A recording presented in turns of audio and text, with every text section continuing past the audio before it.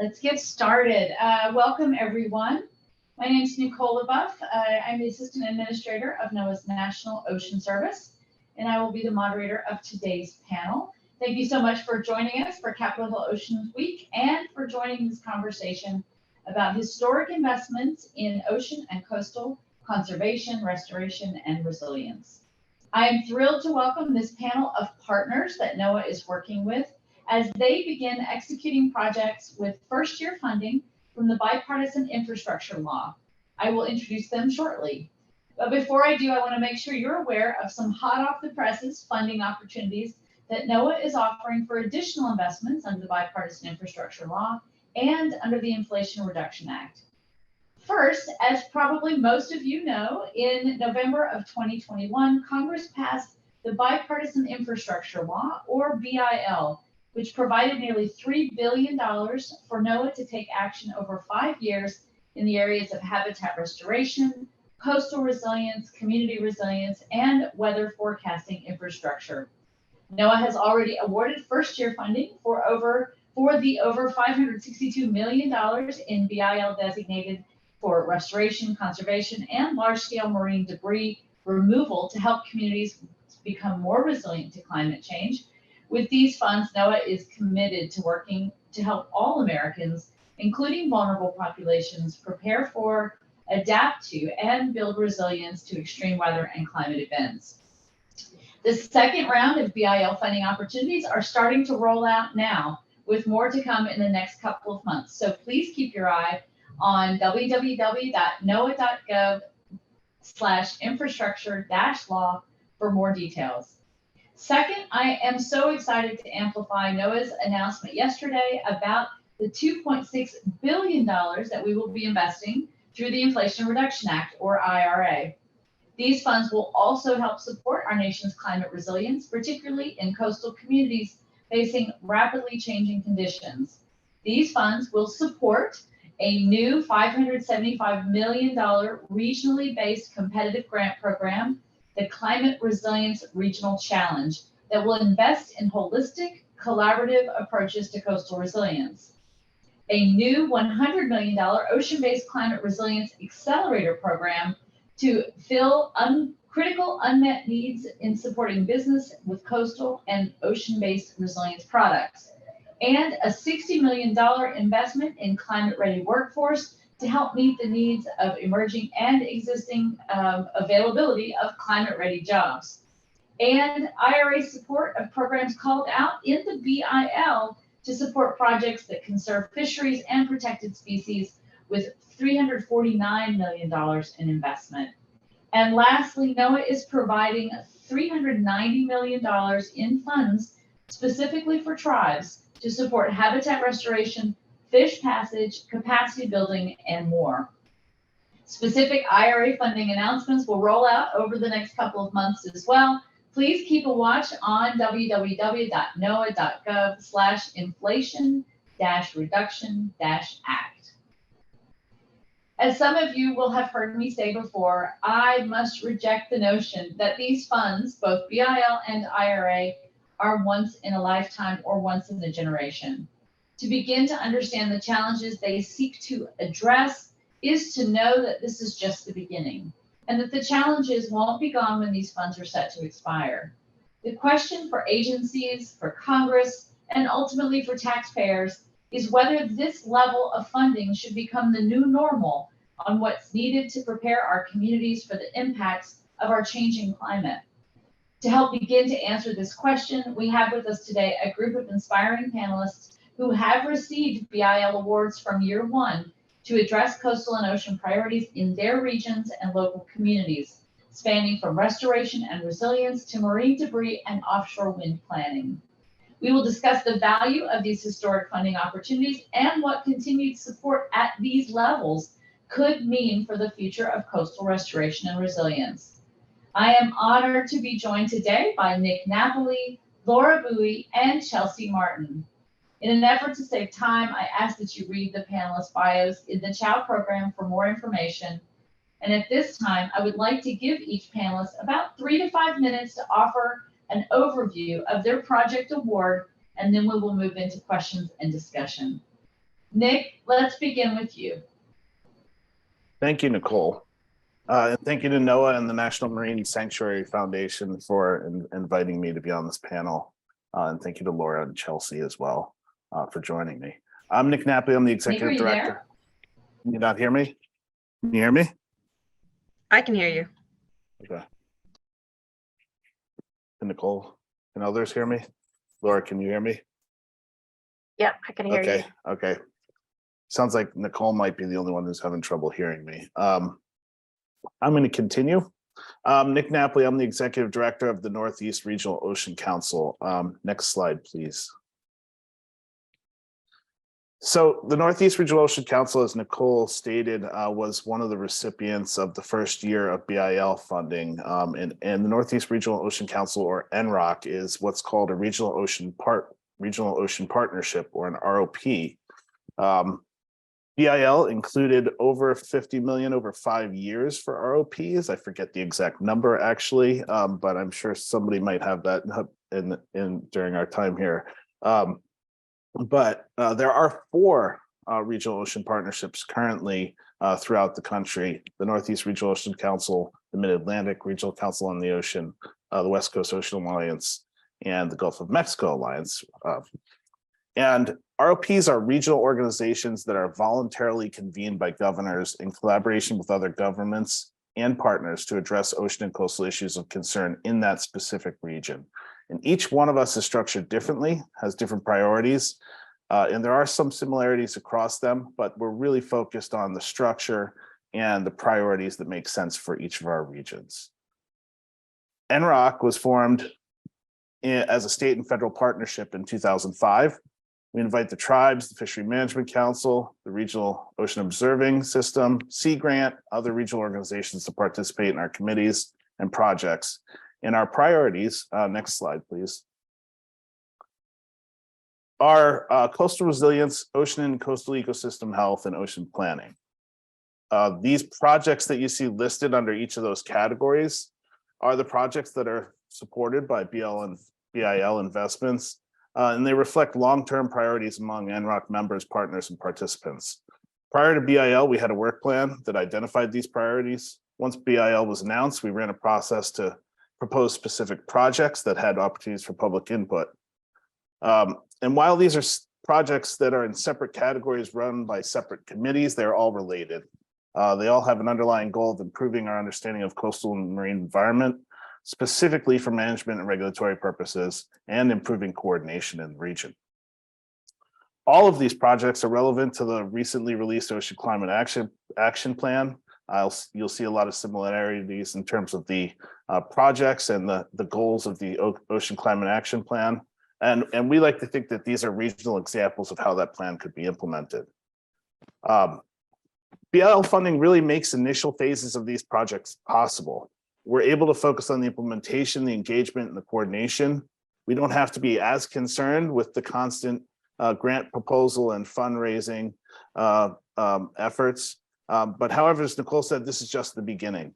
And it doesn't give us the ability to increase our engagement of the tribes in priority setting and project outcomes. We are hiring a tribal engagement coordinator to help with that.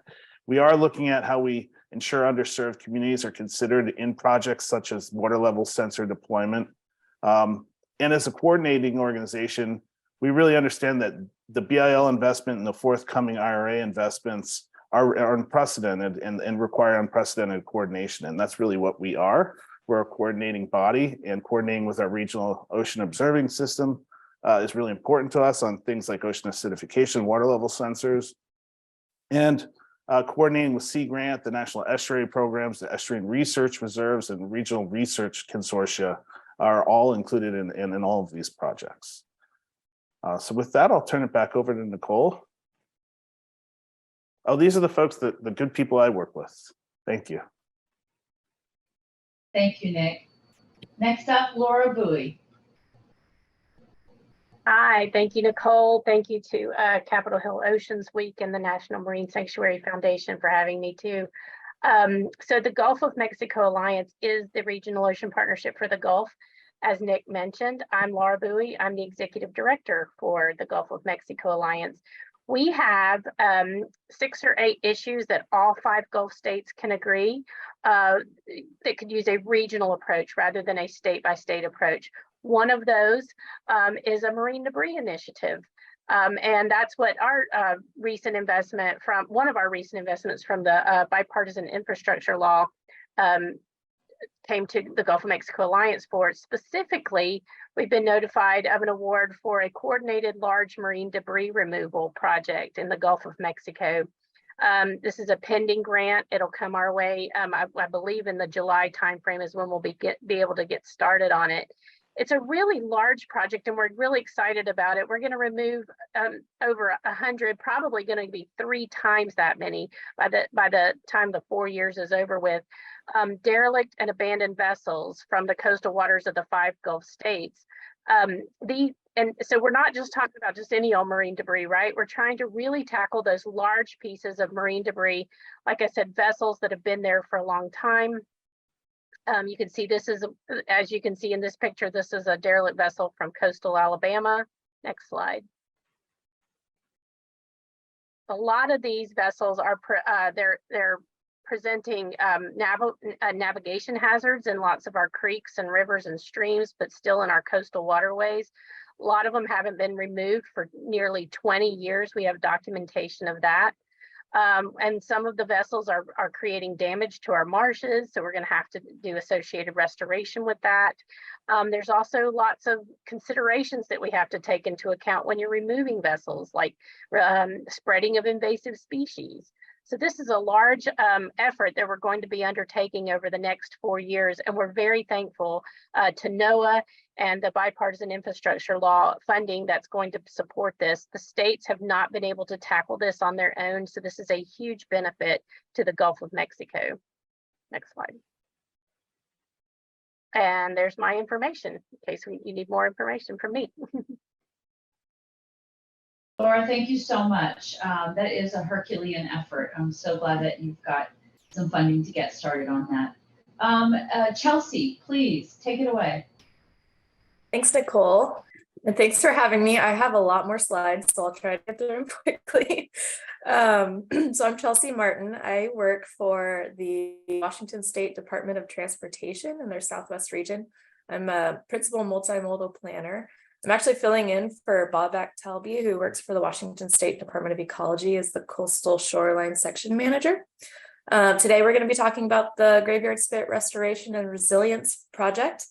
This project is located in Southwest Washington State on the Pacific Ocean, near the small communities of North Cove and Tokeland in Pacific County. Next slide. So this area of Pacific County is infamously named Washaway Beach. The shoreline has been eroding since the 1900s at rates up to 100 feet per year. Here's a comparison photo of the North Cove community just to the north of our project site. Next slide. So on the left here, some future projections to the year 2060 in the purple. You can see it's continually eroding, and our project site is to the south of that these photos. On the right, the parcel map for the North Cove community, where the red parcels have lost at least 50% of land as of 2015, and it's probably more now. So next slide. This is just showing how connected the shoreline is and how many jurisdictions are throughout this area of Washaway Beach. So together we're working on a holistic approach to address shoreline erosion, flooding, storm surges, and sea level rise and climate change. We have ongoing and proposed projects from the U.S. Army Corps of Engineers, Pacific Drainage District, Pacific County, Shoalwater Bay Indian Tribe, Ecology, and WashDOT. Next slide. Here's a graphic that I put together for all of the projects for WashDOT throughout this area. You can see the Graveyard Spit project here in green.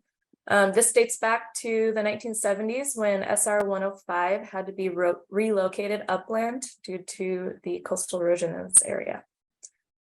Next slide. So the Graveyard Spit, again, is located on the Pacific Ocean at the entrance of the Willapa Bay, which is one of our largest and richest estuary systems in Washington State, Pacific Coast. Oh, just to point out that a portion of our project is on the Shoalwater Bay Tribal Reservation lands, and we are grateful to have them as a project partner. And WashDOT, this is kind of an out-of-the-box project for WashDOT, as we usually build roads. But we know that this is a vital infrastructure for the underserved communities out here in the coast, for emergency responders, traveling public, and access to North Cove, Tokeland, and the Shoalwater Bay Reservation. Next slide. This is a drone photo facing south. I just wanted to show this, SR 105 on the left. There's a existing 60-acre tidal marsh and freshwater wetland system behind the Graveyard Spit, which was forecasted to disappear if not for this project. So time is of the essence. Next slide. Just a photo of a pilot dynamic revetment project that WashDOT incorporated in 2017, just showing how the wave absorbing rock here. We're going to build on this. This is the start of the Graveyard Spit project, and it will head towards the reservation in the far photo. Next slide.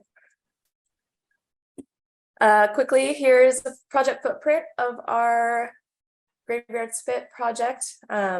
We were able to obtain funding for the structure itself. The NOAA funding will help us with wetland restoration and dune habitat restoration, bird monitoring, and dune monitoring. Next slide. The project has been made possible by all the support that we have received. WashDOT, Ecology, and Army Corps, we all took part in the coastal analysis, engineering, design, and permitting to get us to this point. The Shoalwater Bay Indian Tribe, as I said, a portion of the project is on their reservation lands, and we're also partnering with them to do some endangered species bird monitoring for this under the NOAA grant.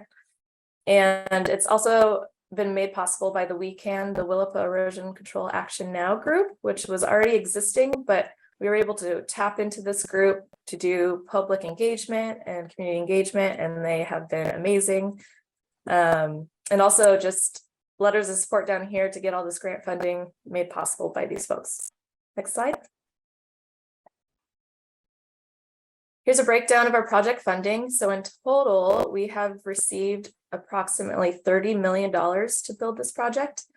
As I said, the NOAA funding makes it possible for us to do some of the habitat protection and restoration, some drone LiDAR, dune habitat bird monitoring, and we were also able to get 30 tons of maintenance rock, which I know our maintenance folks at WashDOT are very happy about. And yeah, we recently, a couple of weeks ago, oh, next slide, just received notice that we got the remaining 15 million of state funds out of the legislature session. So we have the green light to go to construction, hopefully next summer in 2023 or 24. Okay, next slide. And that is all. Here's my contact info and Bobek's contact info. Happy to answer any questions if anyone has any. Thank you. Chelsea, thank you so much. That's a wonderful example of how these dollars are being leveraged to build support for other dollars to bring a project of this scale to light. So this is wonderful. So let's have some discussion. We've got about 20 minutes. I'd like to hear from the panelists about how these funding opportunities, and you can speak about your own specific award or kind of the totality of the BIL and IRA funds, how it alters your perspective about what is possible in your space for coastal and ocean management protection, either now or in the future. Does it change the way you look at your work? I would be interested to hear from the panels.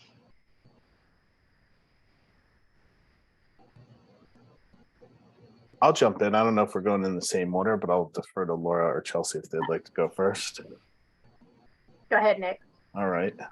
Well, for us, regional ocean partnerships have been around for almost 20 years, right? And for many years, at least for NROC, which has been around since 2005, we've had regional work plans that we produce every 2 years, and we're seeking funding, and we know that the funding that we get is just getting at the beginning pieces of some of these projects and the regional coordination. And now with this funding, we're really able to look at implementation of a water level sensor, increased water level sensor deployment, an ocean acidification network, really improving our ability to provide data and information for management decisions. And those things in the past, you know, from a regional perspective, we've always had these regional priorities that states and federal agencies and others have identified. And we've had to piece it together to get some of it done. and now we're able to really move on to implementation and improve our coordination and engagement of additional people. Thanks, Nick. Chelsea or Laura? Yeah, so I'll jump in here and just playing off a little bit about, I mentioned in my introduction that some of these vessels have been around for 20 years or so. The value, though, that this particular project brings is coordination or coordinated effort. Vessel removal is a really complicated process. It requires coordination among various regulatory agencies with lots of different jurisdictions, right? So whether it could be tidal waters or inland waters, it could be sensitive habitats versus wetlands versus uplands. And you've got the navigable waterway permits you got to get Coast Guard approvals. Sometimes you have to get EPA involved because you have hazardous substances in those vessels. So a rather large, complicated process. So it's super helpful to have this funding to be able to do large scale coordination of these removal events. And we can leverage various resources. We can have a single lead from the Gulf of Mexico Alliance that represents all 5 states that's able to coordinate the process, whether it's even cross-jurisdictional boundaries. We're able to stay in contact with our leads at those agencies and really do a coordinated removal project across all 5 states, across these jurisdictional and geographic boundaries that maybe wouldn't be able to happen if it weren't for the value that we're able to add there of the coordination piece. Laura, let me ask you a follow-on question to that. Do you think these connections and relationships, or even the process with these other entities, will help your work going forward? Absolutely. So we have marine debris people from the Marine Resources Program, already members of GOMA. They were the ones who were able to pre-identify the vessels that we knew we needed to remove. But once we started digging and once we found out how this is going to get done, we ended up bringing in new partners. For example, in Alabama, while the Marine Resources Division was able to pre-identify the vessels that need removing, it's actually under the authority of the Alabama Law Enforcement Agency to actually remove them. And they were not a part of GOMA already. So we've made some great new partners already from state agencies that did not have the funding. They have the authority to remove, but not the funding to remove. So this is a huge help in terms of agencies that already have the authority, but they did not have the ability to coordinate, which we can provide, and then also the funding, which you guys have been able to make that happen for the Gulf. That's great. Thanks for that. Chelsea, how about you? Has this changed the way you look at your work, the way you think about things? Yeah, I was going to say, being a part of the Department of Transportation, like I said, we're used to building things, and it's easier for us to get money to build structures and roadways. And so this out of the box project for us, implementing, being proactive, implementing the innovative nature-based solutions. This funding has helped us get some of those really critical pieces of the project, monitoring wetland restoration, dune habitat restoration, and partnering with the tribe and ecology on that, and the maintenance rock. That wasn't a part of the actual structure and construction costs, and it's been really critical for this project. Thank you for that. So it sounds like we're all kind of in agreement that it would be good to keep these dollars coming in and flowing. I'm biased, but I'm so excited about all the work that's going to get done. I think what's important is that our work doesn't just resonate with us, but that it resonates to others, to folks who are maybe not familiar with coastal restoration and resilience and don't quite understand the full value that it provides to communities. I would be interested to hear from you all what you think are going to be the flagship or really outstanding accomplishments that you think will resonate with others and that will help you do your storytelling. So I guess I came off of mute first, so I'll jump in there. Well, a couple things. Our pending grant has already made the local news, right, in a couple of different areas across the Gulf of Mexico. So good, for better or for worse, there are people clamoring for this work to get started, to get those abandoned vessels removed out of their local waterways. And so that alone is an accomplishment, right? That alone is saying to the community, we care. And we found a way to make your environment, your ecosystem better. But personally, the flagship of our vessel removal project is one of the slides I showed earlier of the large barge. It's a 260 some odd foot steel tank barge that's been that ran aground, was pushed aground during Hurricane Ike in 2008. I think that's like 15 years ago, right? It's been there that long. The marsh has grown up around it. It had a very sticky tar-like substance that had to get removed and get approvals for removal. The Coast Guard and the EPA have done their work there for a couple of years now. So now it's a matter of getting that barge out of the marsh and then restoring the marsh. So that's a huge flagship project for the Gulf of Mexico Alliance and for the state of Texas. It happens to be in a marsh in Port Orange. And again, that one's made the news already too. That tells you that people care and they're very happy about the work that's going to be coming their way. That's great news. I can't wait to hear about the progress. How about you, Nick? Yeah, thanks, Nicole. I think, and I alluded to this in my my presentation, is that one thing that's common among all of those projects is really an improved understanding of the coastal and marine environment. And it's not just research or a quest for knowledge or science. It's really specifically about having a more informed discussion and greater engagement in decision making around coastal resilience, ocean ecosystem health, and ocean planning decisions.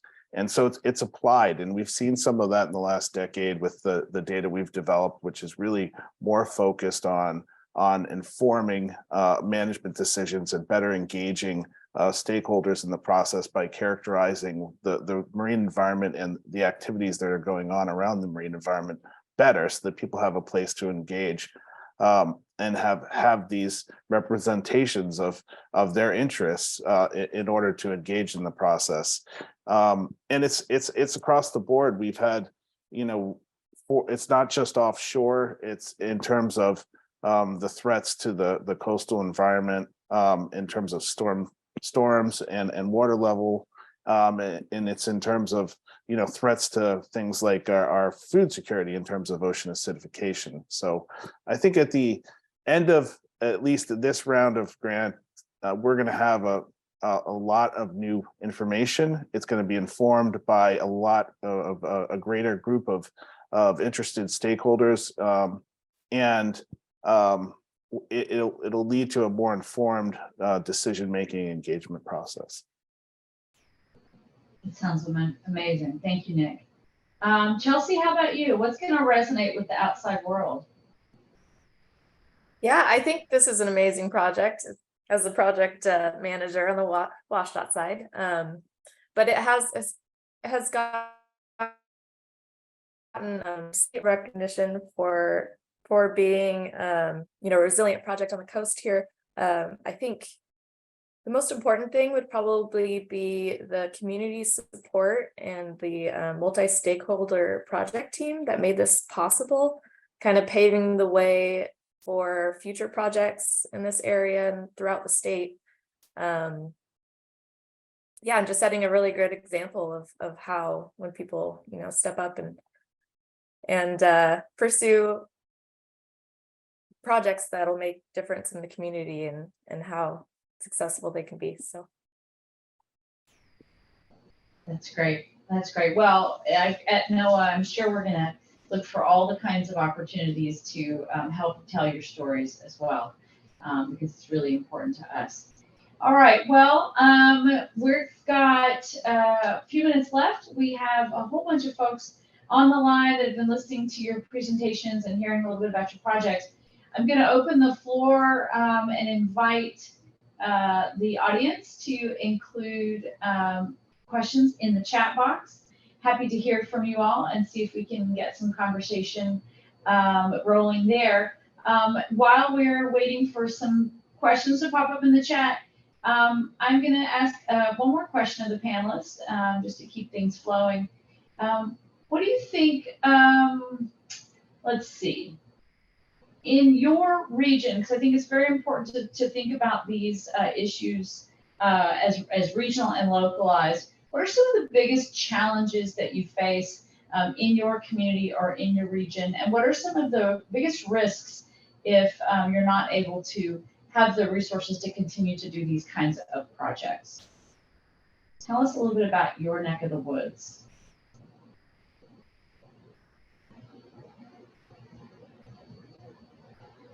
I'll start. Please, Nick. I think I got to the mute button first this time.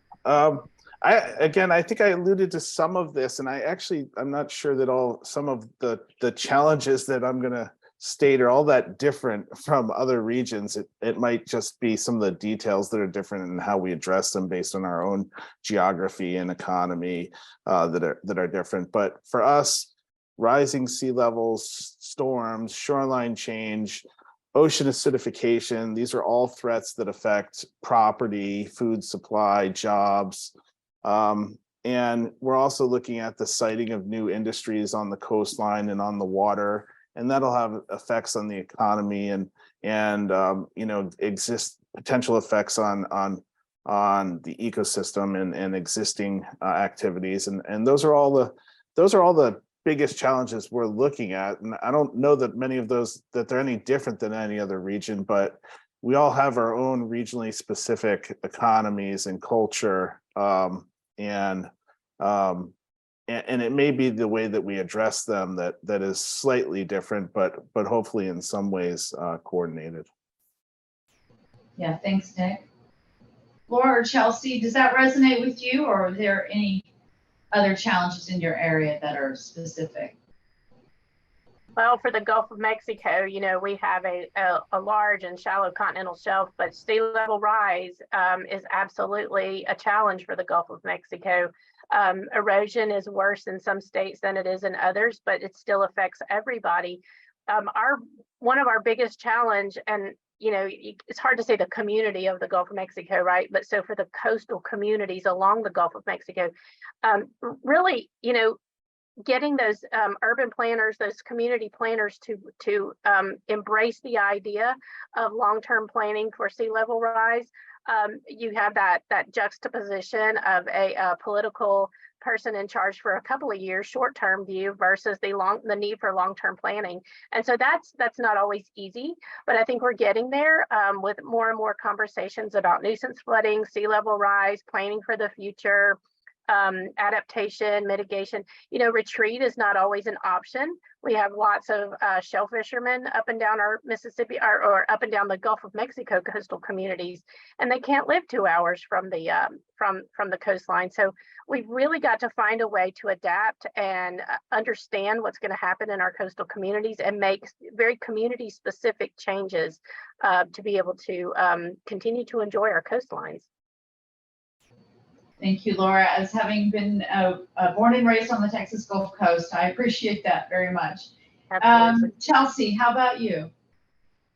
Yeah, similar to what they said, building on that, I think in Pacific County, in the small community, they're limited in resources.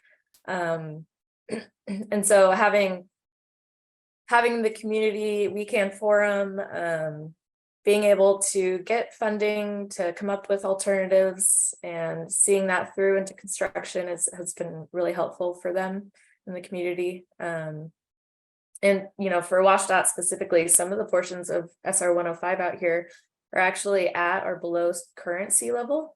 So if not for this project, we would be chasing erosion through this area of 105 for like storm surges, road closures, and really threatening the roadway, which would be very expensive to relocate the roadway at this point.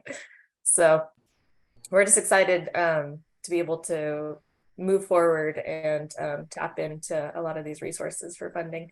It's been really helpful. All right, thank you so much. So we have a chat box full of questions, and some of these are to specific panelists. So I'm just going to go in order. Our first question is for Laura Bowie. For projects in the Gulf, what level of coordination exists with organizations in Mexico and in Central America? Great question. So while the Gulf of Mexico Alliance was formed by the 5 Gulf state governors, we absolutely recognize that we don't operate in this space without our friends to the south. So we are actually having we coordinate with our partners, our colleagues in Mexico on a sporadic basis, I'll say. It's hard sometimes to always find that ability to coordinate with them. They seem to change personnel on a more frequent basis than we do. So we are circling back and trying to make a more coordinated effort. In fact, we have a meeting coming up in Austin at the end of this month. It's a binational meeting where we have pre-identified 4 or 5 issues where they are cross-boundary issues where we can actually make a difference, probably move the needle on 4 or 5 issues if we both tackle them together. So we've got a binational meeting that will be held, like I said, in Austin at the end of the month, where we're going to tackle conservation issues, water quality issues, trying to think what they all are now, tourism and healthy, clean ecosystem issues with our colleagues from Mexico. That is a kind of a precursor. It's a little bit of a planning workshop so that we can hold a much larger meeting, coordination meeting next year in Mexico. As far as Central America goes, we really have not coordinated with our colleagues in Central America a whole lot. I think because they probably don't, because I'm not sure that we have those connections, but with this meeting with our Mexican colleagues, we will certainly be able to make more inroads in that area. Great question. Yeah. Okay, for Nick, how does ocean acidification threaten food security, and how does your project address that specifically? Yeah, so I'm not going to get into the details because I'm not a biologist, but I do understand, and we certainly heard a lot about this in the region, especially about the effect that ocean acidification has and can have on shell-growing organisms. And like many other regions, we like our shellfish in New England. There's a large shellfish economy, oysters, clams, other shellfish. There's a large mussels. There's a large shellfish economy. This is a large part of our ocean-borne food supply, and so how our project is, and our project is really a project we are doing with NERACOOS, the Regional Ocean Observing System, and many others. Again, any of our projects are really partnerships with many of the folks in the region who are experts in these areas, and so. What we're doing, we're pooling funds with NERACOOS, and we're developing a ocean acidification monitoring plan for the region. Based on that plan, we'll be deploying additional monitors. We'll be looking at the appropriate places for those monitors, where areas that may not have enough monitoring going on, underserved areas where we might need to have better coverage. And so we're beginning to better plan and begin implementing an ocean acidification monitoring network. Great, very nice. Thank you for that. Okay, so also in the chat, we have conversation going back and forth. I'm just going to highlight it. One of our audience members says, I've seen abandoned boats in the Florida Keys. Any idea if Florida is attacking the problem of removing abandoned vessels? And someone else in the audience says, yes, FWC does have a derelict vessel removal program. and provide some more information online if you want to see that in the chat.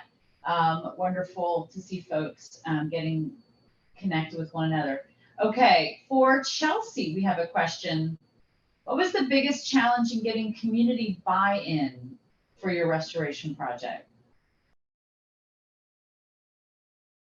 Yeah, that's an interesting question. I think we were very fortunate to have this We Can group that was already existing that we could tap into.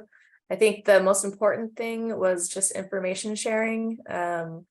When we got the grant to start design, we went to the group, proposed what we were proposing, all the benefits and impacts. So just keeping them in the loop along the way. Specifically, I think a big challenge is impacts to folks' property and right away. Just along this whole stretch, you know, we have like a project a year to try to save the roadway out here, and I've been out, met with a property owner, stood in the beautiful Pacific Northwest rain for 2 hours discussing the project, and leading to them agreeing to, you know, give their right of way up for the skid work. So I think it's just bringing them along with the project, answering any questions. Similar with the tribe, we went in front of their tribal council and got approval and their blessing for the project. So just keeping everyone informed and in the loop. Thank you, Chelsea. It's good to hear that engagement is coming from really a place of commitment. Appreciate that. Okay, we have one more question, and this can throw this out to kind of anybody. What experience to this point do you have in working with small business partners in the execution of these projects? If so, what types of engagement has taken place to identify and establish those partnerships? So who's working with small businesses in their efforts? Laura, please. So at the Gulf of Mexico Alliance, we were founded by the 5 Gulf state governors and our 3 main federal agencies, EPA, NOAA, and U.S. Fish and Wildlife. That was in 2004, but we quickly learned along the way that we could not do this work without our academic friends, our non-NGO friends, but also our business and industry friends. So we have businesses, both large, industry-wide, like industry type friends, but we also have our small business partnerships as well. And we make use of those anytime we can. And we put out RFPs for just about all of our projects. Right now we have, I think we have 4 RFPs on our showing on our website right now under funding announcements or under announcements. One may have closed already. That's why I hesitate. But yeah, so we try to reach out and make opportunities to build new partnerships with people as much as possible.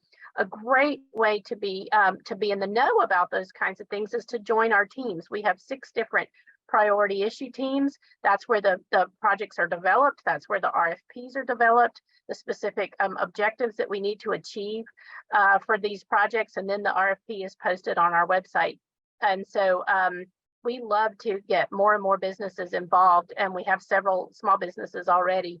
So Zach, if you're a part of a small business and you're in the Gulf of Mexico region, I would encourage you to join one of our teams. You'll be able to hear more and more about what projects we need to take on, and if your business is capable and qualified to do that. Awesome. Thank you for that, Laura.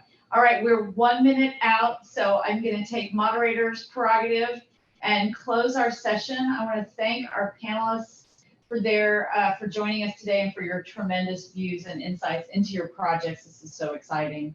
And although NOAA, NOS, and those on this panel are no strangers to coastal resilience and restoration, I'm sure you can see that we're all adapting to the new challenges and opportunities presented to us by way of these historic investments.